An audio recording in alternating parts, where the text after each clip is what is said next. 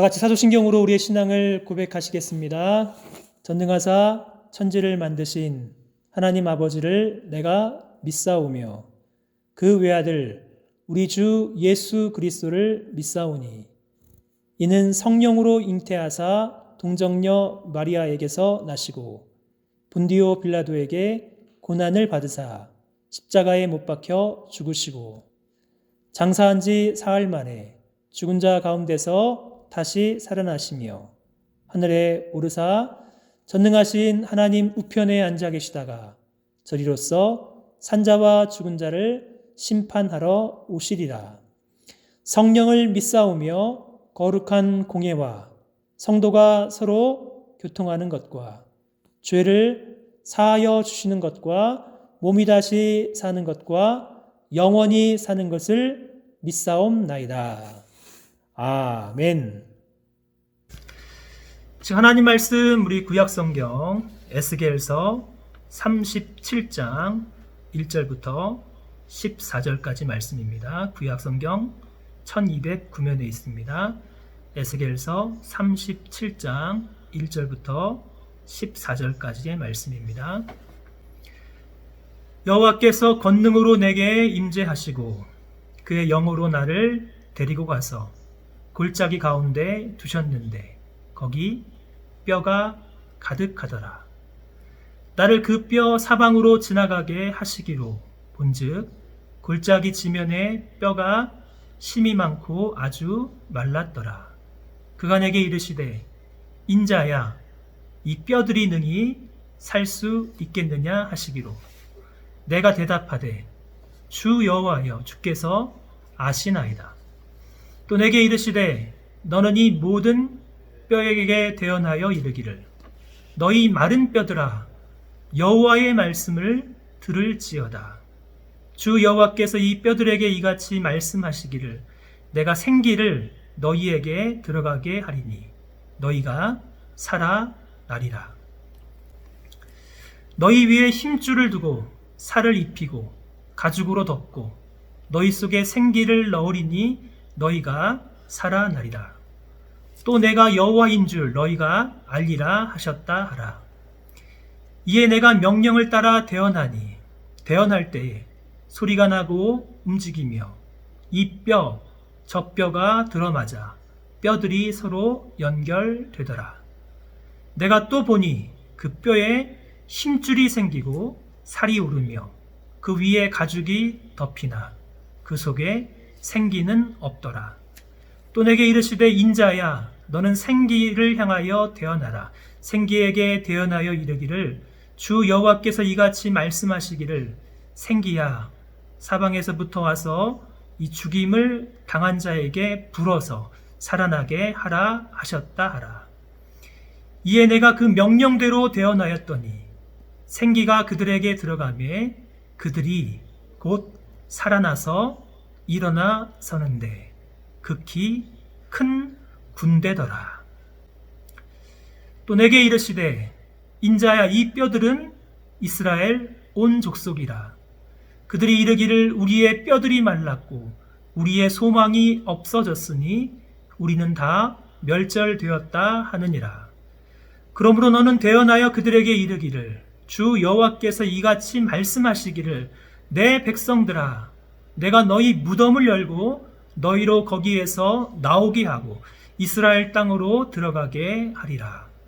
내 백성들아 내가 너희 무덤을 열고 너희로 거기에서 나오게 한즉 너희는 내가 여호와인 줄을 알리라. 내가 또 내 영을 너희 속에 두어 너희가 살아나게 하고 내가 또 너희를 너희 고국 땅에 두리니 나 여호와가 이 일을 말하고 이룬 줄을 너희가 알리라. 여호와의 말씀이니라. 아멘. 1347년 유럽에서 유행한 흑사병으로 인해서 약 2,500명의 사람들이 목숨을 잃기 시작했습니다.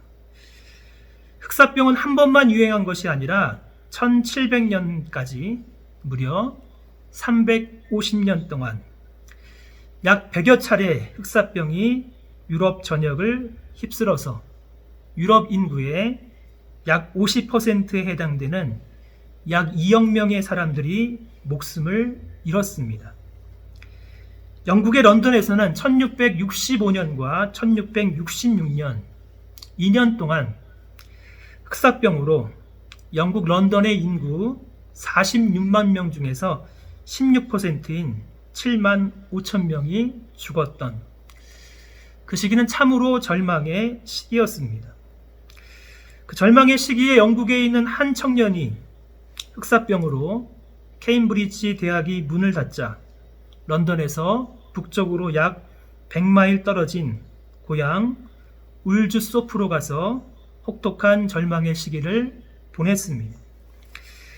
근데 그 청년은 그 절망의 시기에 생각하고 또 생각하며 그 절망의 시기를 기적의 해로 만들었습니다. 그 청년이 고향집의 사과나무에서 떨어지는 사과를 보면서 모든 질량을 가진 물체는 서로 끌어당기는 힘이 있다는 만유 인력의 법칙을 발견했습니다. 미시간 대학에서 수학을 가르치던 유명한 한국 수학자 박형주 교수님이 아주대학교 총장이 되면서 이런 말을 한 적이 있습니다. 흑사병이 창궐하지 않았다면 뉴턴의 사과나무 아래의 기적은 없었는지도 모른다. 뉴턴은 학교를 떠나서 고향에서 보낸 그 2년의 절망의 시간을 발견에 있어서 전성기를 이루었다라고 기록하고 있습니다. 코로나 바이러스 시대에 우리가 가장 많이 듣는 단어가 절망입니다. 특별히 이런 질문을 들을 때마다 참 마음이 힘이 듭니다. 목사님, 앞으로 얼마나 더 이 시기가 계속이 되겠습니까?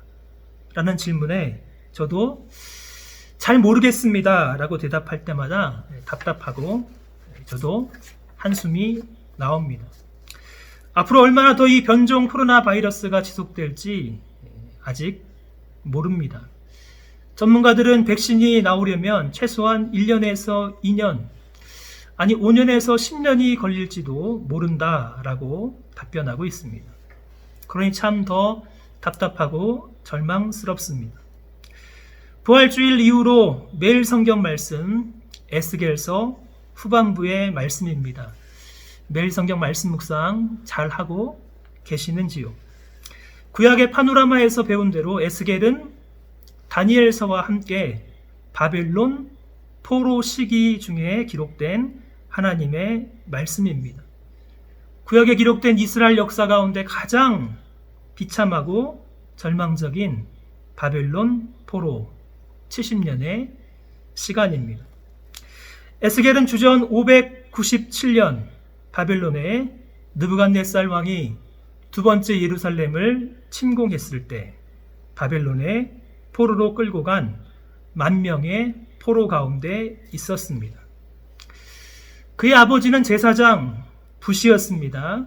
제사장의 아들로 장래가 촉망되는 25살의 젊은 청년 에스겔은 비참하게 바벨론 포로로 끌려갔습니다. 에스겔의 이름의 뜻이 하나님께서 힘 주신다. 우리 하나님은 강하시다라는 뜻입니다. 절망의 시대 에스겔에게 힘을 주신 하나님은 어디에 계신 것입니까? 강하신 하나님은 도대체 어디에 있는 것입니까? 고향을 떠나 이방의 바벨론의 그발 강가에서 절망하며 탄식하며 보낸 시간이 5년이 흘렀습니다. 에스겔은 바벨론의 포로로 끌려간 지 5년이 지나서 30세 포로로 생활하던 그발 강가에서 하나님의 강력한 부르심으로 선지자의 사역을 시작했습니다. 고국 땅 예루살렘에 그냥 남아 있었다라면 그는 30세에 제사장 사역을 시작해야 하는데 지금은 바벨론 포로로 잡혀 있으니 아무것도 할 수 있는 일이 없습니다. 그때 바로 하나님께서 바벨론 포로에 있던 젊은 제사장 에스겔에게 환상과 말씀을 주셔서 바벨론 포로 초기 기간에 약 22년 동안 하나님 말씀을 전하는 선지자로 사역을 했습니다.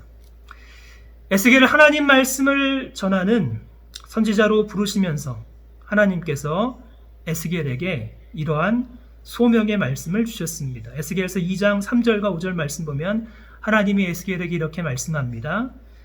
인자야, 내가 너를 이스라엘 자손 곧 패역한 백성 나를 배반하는 자에게 보내노라.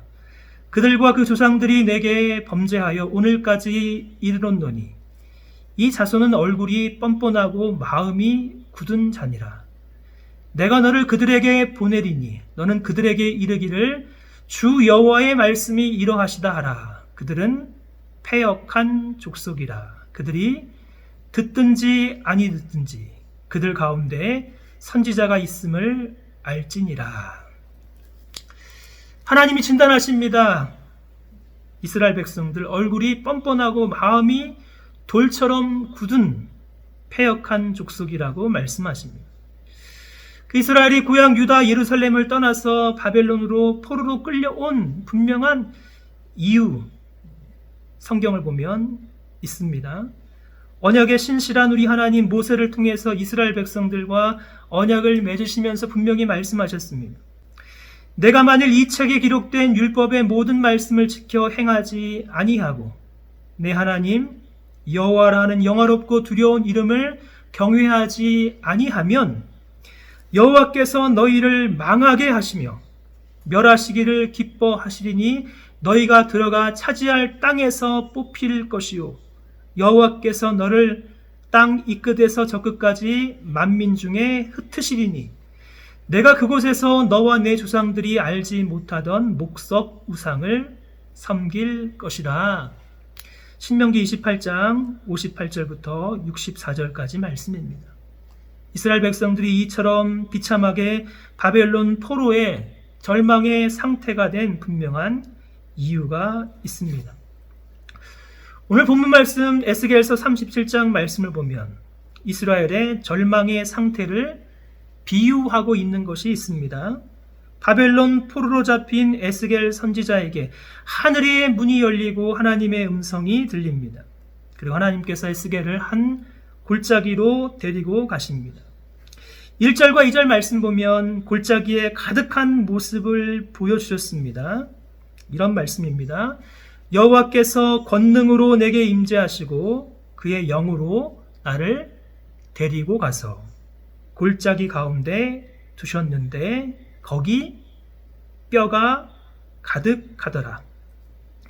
나를 그 뼈 사방으로 지나가게 하시기로 본즉 그 골짜기 지면에 뼈가 심이 많고 아주 말랐더라. 한 골짜기에 이르렀습니다. 그 골짜기 사방에 심이 많고 아주 마른 뼈들로 넘쳐나고 있었습니다. 그리고 하나님께서 에스겔에게 이렇게 묻습니다. 인자야, 이 뼈들이 능히 살겠느냐?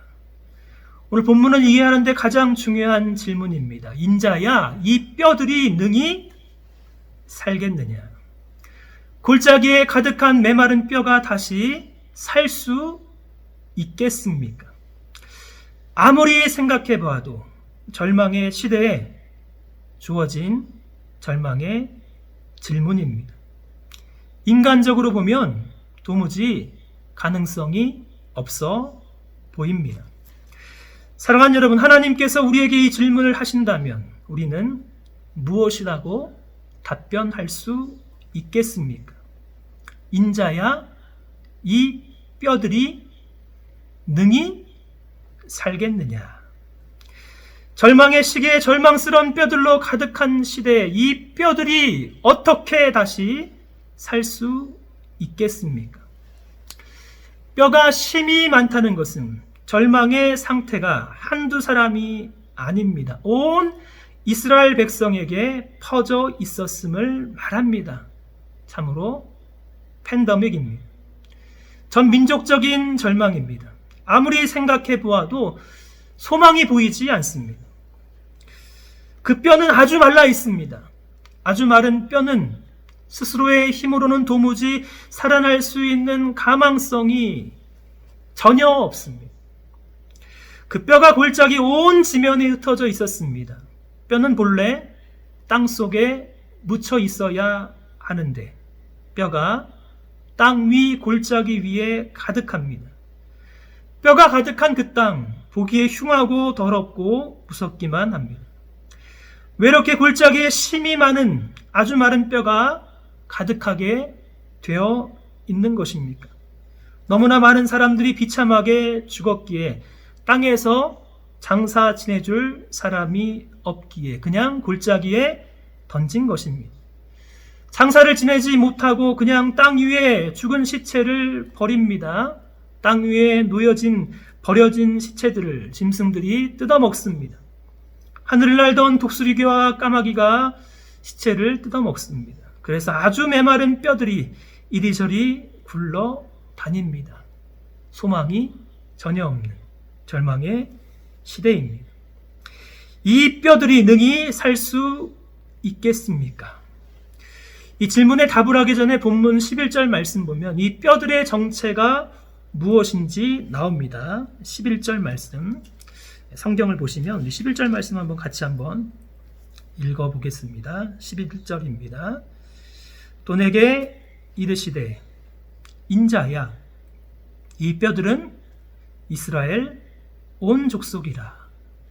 그들이 이르기를 우리의 뼈들이 말랐고 우리의 소망이 없어졌으니 우리는 다 멸절되었다 하느니라.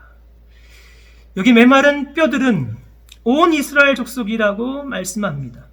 아니 그들 스스로 그렇게 이야기합니다.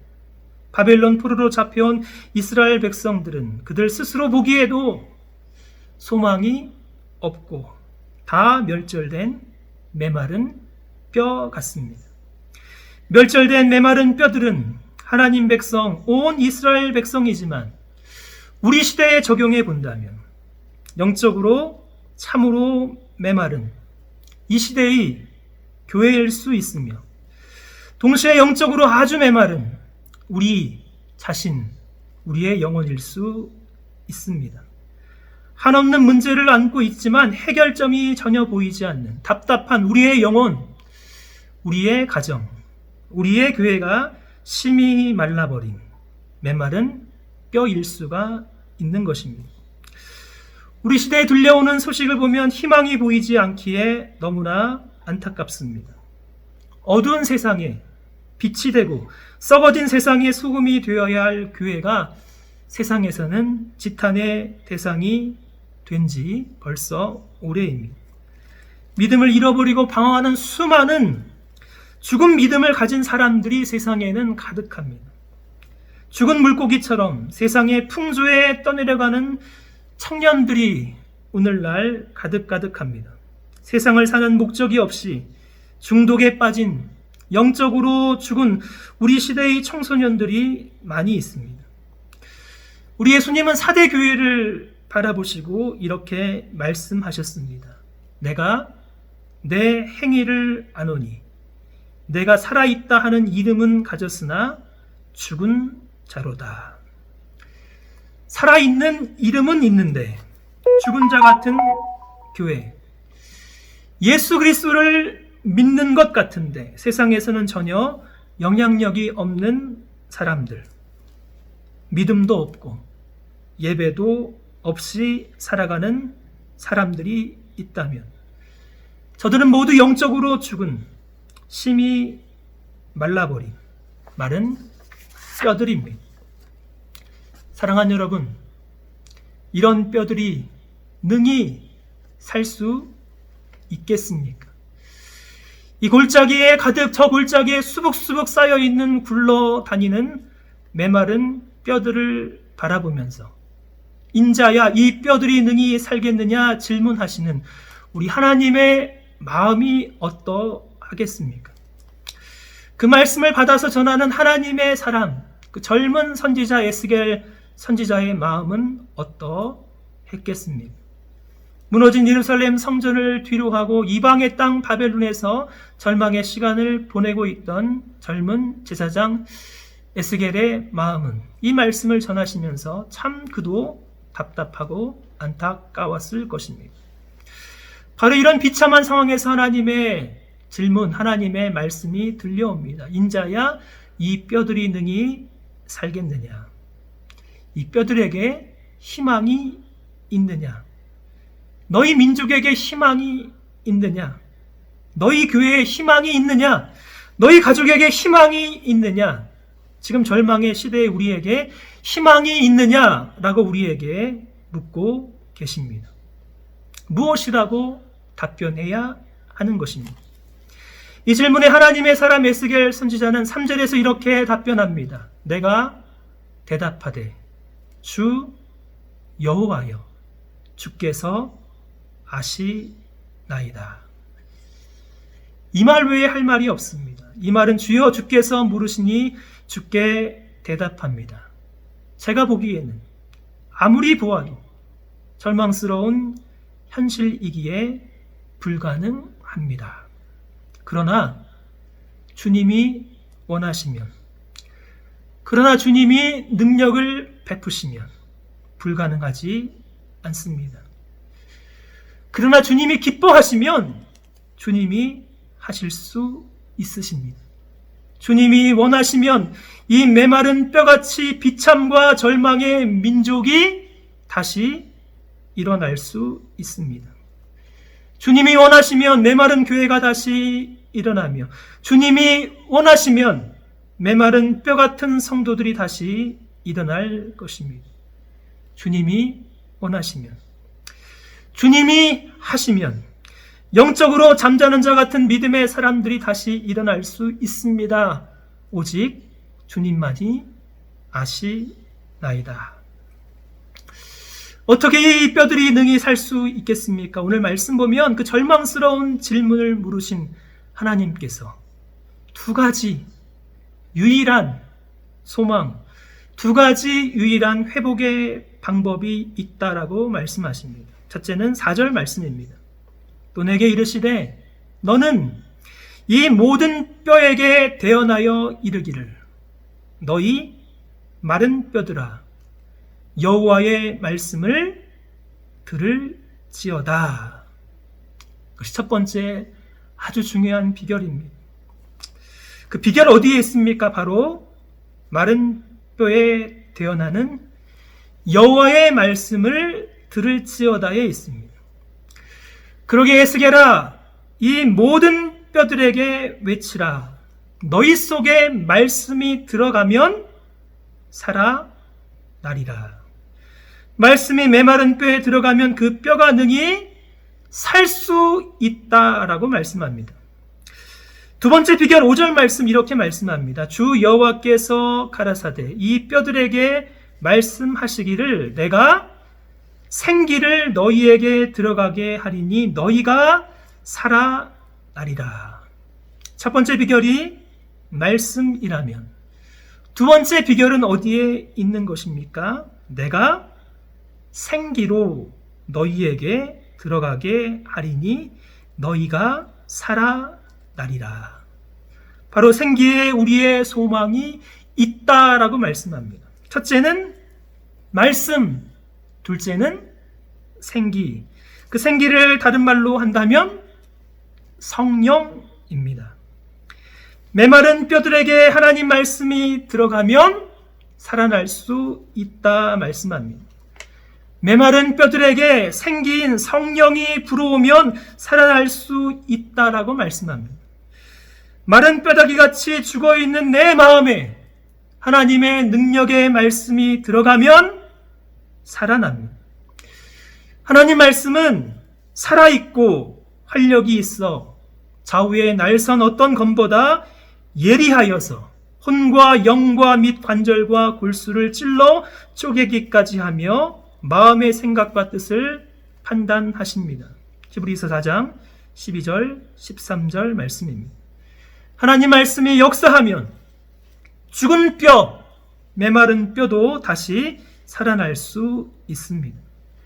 메마른 뼈에 성령이 오셔서 역사하시면 죄와 허물로 죽은, 영적으로 죽은 사람도 다시 살아납니다. 어떻게 소망 없는 절망 가운데 있는 뼈들이 능히 살 수 있겠습니까? 우리의 방법과 우리의 힘과 우리의 능력으로는 불가능합니다. 그러나 하나님은 하나님의 방법이 있다라고 말씀합니다. 말씀과 성령이 하나님의 방법입니다. 말씀이 살아나야 합니다. 성령이 충만히 역사하셔야 합니다. 사랑하는 여러분, 어떻게 하면 우리 가정 다시 살아날 수 있겠습니까? 말씀이 여러분의 심령에, 여러분의 가정에 선포되어져야 합니다. 하나님 말씀이 여러분 가운데 믿음으로 고백되어져야 합니다. 말씀과 성령이 여러분의 마음 가운데 역사하며 말씀과 성령이 여러분의 가정을 붙들고 계십니다. 말씀과 성령이 우리 교회에 충만하다면 다시 살아날 수 있습니다. 어떻게 교회가 다시 살아날 수 있겠는가? 방법은 하나님의 말씀과 성령이라고 말씀하십니다. 여기에 절망을 이기는 참된 소망이 있다고, 여기에 절망을 넘어서는 참된 소망이 있다라고 말씀합니다. 말씀 안에서, 성령 안에서, 성령 안에서 동시에 말씀 안에서 메마른 뼈들이 살아나는 능력이 있다라고 말씀합니다. 제 인생을 돌아보면 제일 힘든 시간 중에 한순간이 고3 시절이었습니다. 꿈은 큰데 현실은 절망이었습니다. 시험이 끝나고 나면 다 아는 문제인데 시험만 보면 손이 떨려서 제대로 수학 문제를 풀 수가 없었습니다. 제 인생에 고3병이 찾아왔습니다.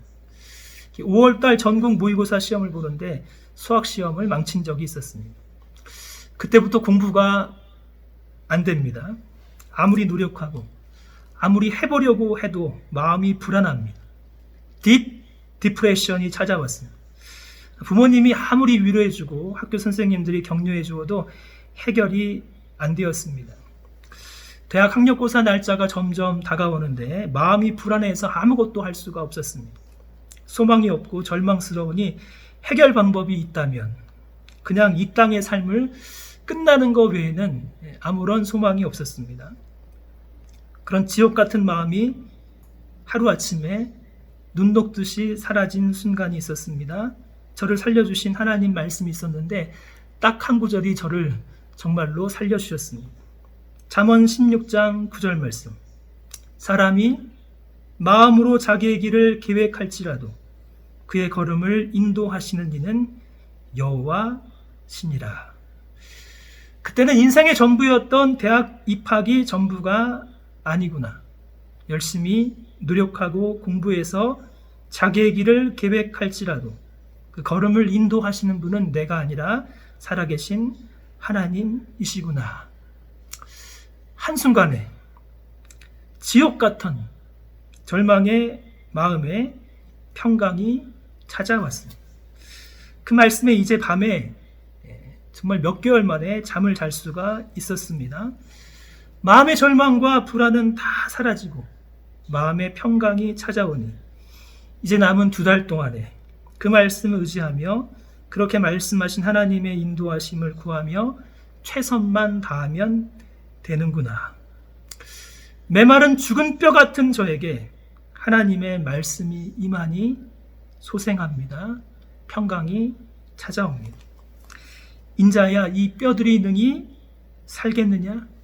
주께서 아십니다. 그때 하나님께서 말씀하십니다. 말씀을 전하라. 이 뼈들에게 명령하라. 이 뼈들에게 선포하라. 한번 생각해 보십시오. 메마른 뼈를 향하여서 하나님 말씀을 선포하라. 얼마나 황당한 명령입니까? 이 황당한 명령에 에스겔 선지자 7절부터 10절 말씀을 보면 순종합니다. 7절부터 10절 성경 있으신 분들을 한번 같이 한번 읽겠습니다. 7절부터 10절입니다. 이에 내가 명령을 따라 대언하니 대언할 때 소리가 나고 움직이며 이 뼈 저 뼈가 들어맞아 뼈들이 서로 연락하더라. 내가 또 보니 그 뼈에 힘줄이 생기고 살이 오르며 그 위에 가죽이 덮이나 그 속에 생기는 없더라. 또 내게 이르시되 인자야 너는 생기를 향하여 대언하라. 생기에게 대언하여 이르기를 주 여호와께서 이같이 말씀하시기를 생기야 사방에서부터 와서 이 죽임을 당한 자에게 불어서 살아나게 하라 하셨다 하라. 이에 내가 그 명령대로 대언하였더니 생기가 그들에게 들어가며 그들이 곧 살아나서 일어나 서는데 극히 큰 군대더라. 에스겔은 하나님 그 말씀에 순종합니다. 주께서 마른 뼈를 향하여 외치라 말씀하시니 힘있게 그 말씀을 외칩니다. 말씀을 담대히 전합니다. 생기야 사방에서 불어와 이 뼈들을 살려내라. 그렇게 증거하니 이곳저곳에서 뼈들이 살아나 거대한 하나님의 군대가 되었습니다. 이제 더 이상 절망이 아닙니다. 절망의 시대를 하나님의 방법은 오늘도 말씀과 성령입니다. 오늘 에스겔 선지자의 경험은 이 절망의 시대를 살아가는 우리 하나님의 방법이며 하나님의 사람들의 방법이어야만 하는 것입니다.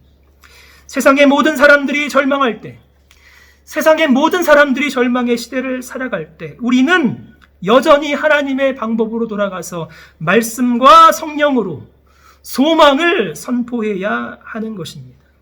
메마른 뼈에도 소망이 있습니다. 세상의 모든 사람들이 절망 가운데 울고 있을 때 우리는 말씀 안에서 성령 안에서 소망을 외칠 수 있는 것입니다. 캄캄한 인생의 밤을 헤매는 사람들에게 하나님 말씀이 등불이 되어 주십니다. 여기에 길이 있습니다. 주님 앞으로 돌아오면, 주의 말씀으로 돌아오면 여기에 소망이 있습니다.